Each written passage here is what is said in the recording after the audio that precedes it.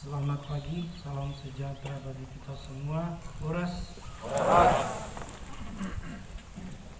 Yang saya hormati para pejabat di lingkungan Eselon 2, demikian juga Eselon 3, Eselon 4, para staf dan pejabat fungsional di lingkungan pemerintah Kabupaten Samosir, dan juga kepada saudara-saudara CPNS yang akan dikukuhkan hari ini menjadi PNS penuh setelah melalui aturan yang dibuat oleh pemerintah, yaitu ada pendidikan prajabatan.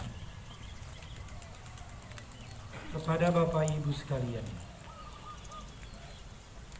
saya menyampaikan terima kasih kepada saudara-saudara sekalian untuk kehadiran upacara pada pagi hari ini.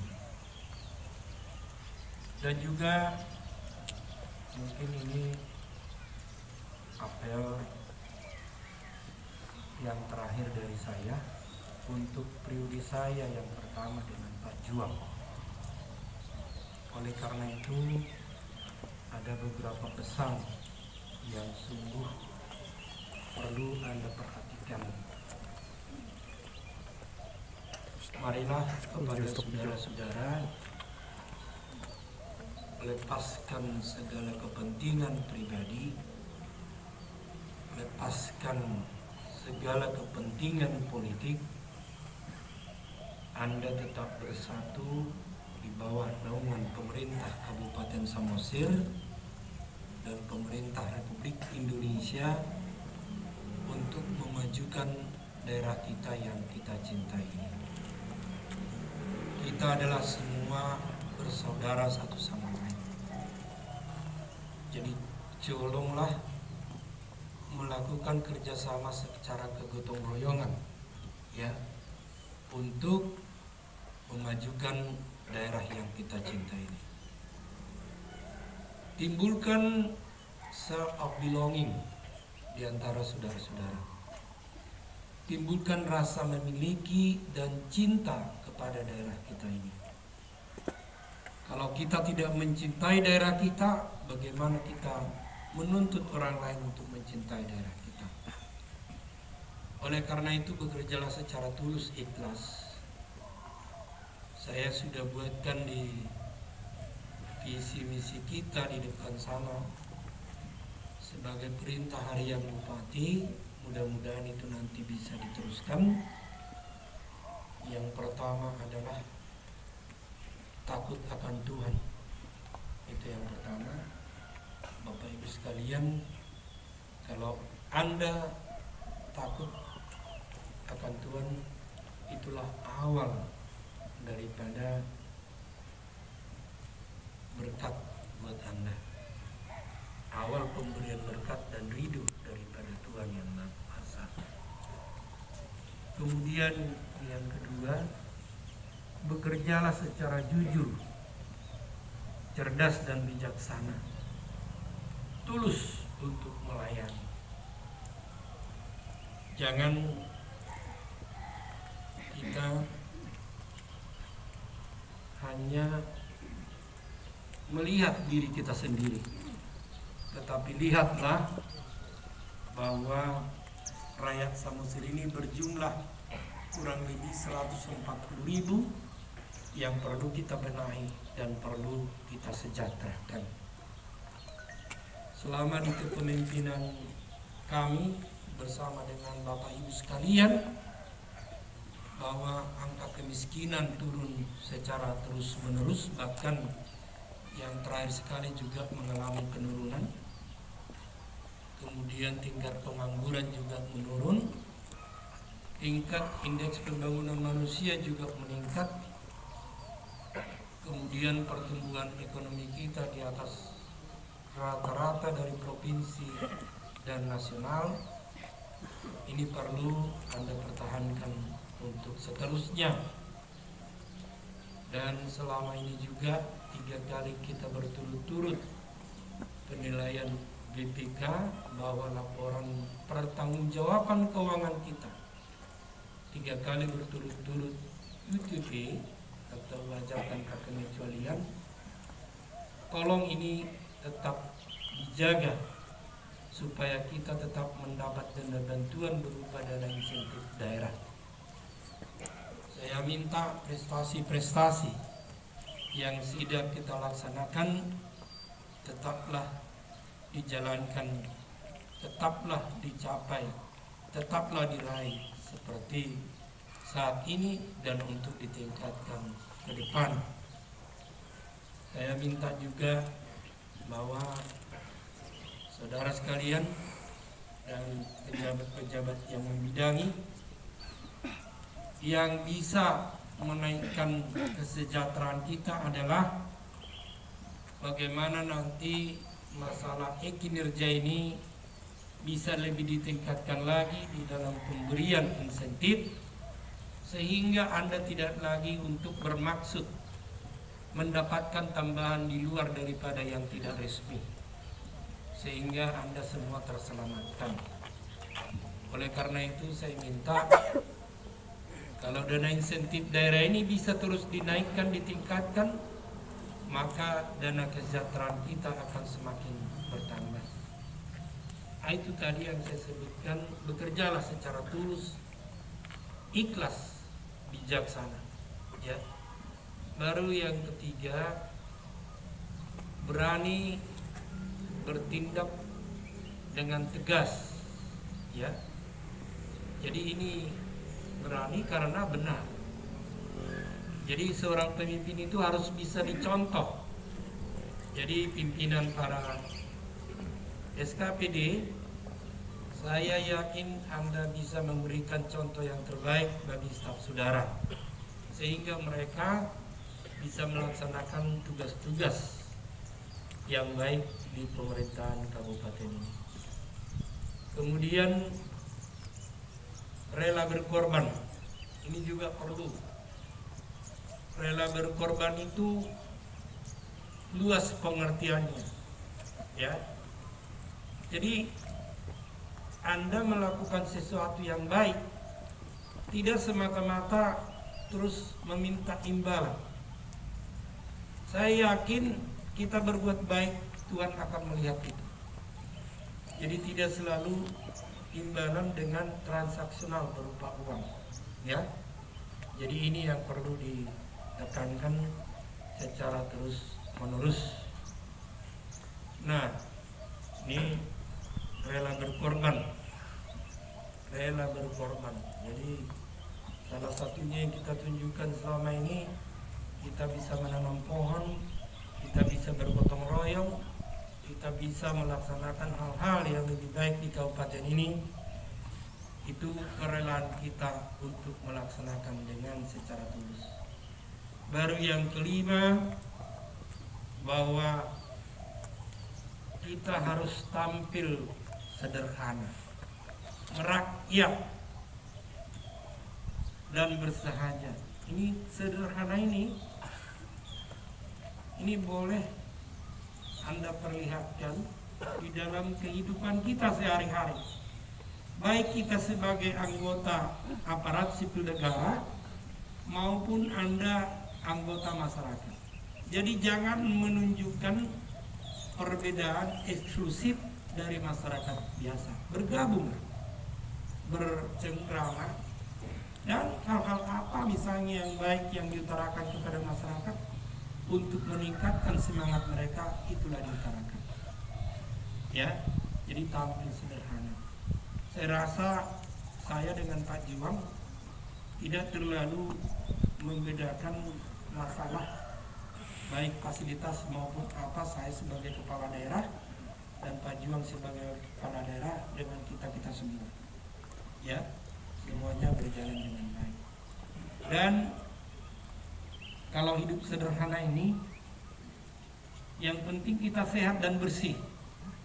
Itu kalau hidup sederhana, sehat dan bersih, bisa memakan makanan yang bergizi, tidak mahal, ya.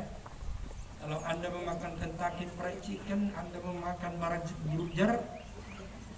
burger ya, hamburger, ya, Anda memakan itu makanan-makanan mewah, tetapi gizinya tidak sebanding dengan kalau kita misalnya memakan tempe, memakan tahu, memakan ikan, ya.